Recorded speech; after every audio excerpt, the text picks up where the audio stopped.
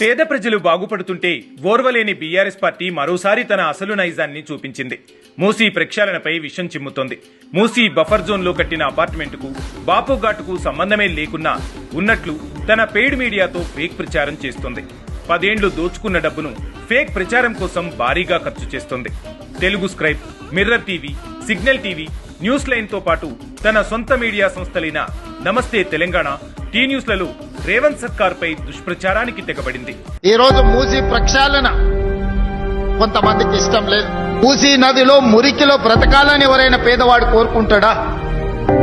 ఏ విధి లేనోళ్ళు, ఏ అవకాశం లేనోళ్ళు, ఎక్కడ నివసించడానికి గజం స్థలం దొరకనోళ్ళు ఈ రోజు మూసీ మురికిలో నివసిస్తున్నారు. ఒరిజినల్ సిటీని గోల్డెన్ సిటీగా తీర్చిదిద్దాలంటే మూసీ ప్రక్షాళన చేసి తీరవలసిందే. మూసీ ప్రక్షాళన జరిగితే మూసీ తీర ప్రాంతం టూరిజం స్పాట్ గా మార్చేందుకు సంకల్పించింది రేవంత్ సర్కార్.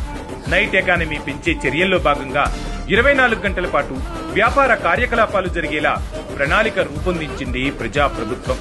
తద్వారా కాలుష్యం తగ్గడంతో పాటు హైదరాబాద్ బ్రాండ్ ఇమేజ్ మరింత పెంచేందుకు చర్యలు చేపట్టింది ప్రజా సర్కార్. యువతకు ఉపాధి మార్గాలు పెరగడంతో పాటు ఉద్యోగ అవకాశాలు పెంచేలా కార్యాచరణ రూపొందించింది. అయితే ఈ పనులు జరిగితే రేవంత్ సర్కార్ కి మంచి పేరు వస్తుందని, అదే జరిగితే తమ పార్టీకి పుట్టగతులుండవని అర్థమైన బీఆర్ఎస్ పార్టీ ఫేక్ ప్రచారానికి తెరలేపింది. కేటీఆర్ కనుసన్నల్లో నడిచే ఫేక్ మీడియా సంస్థలకు అదనంగా నిధులు కేటాయించి ప్రత్యేక వ్యవస్థను నడిపించింది.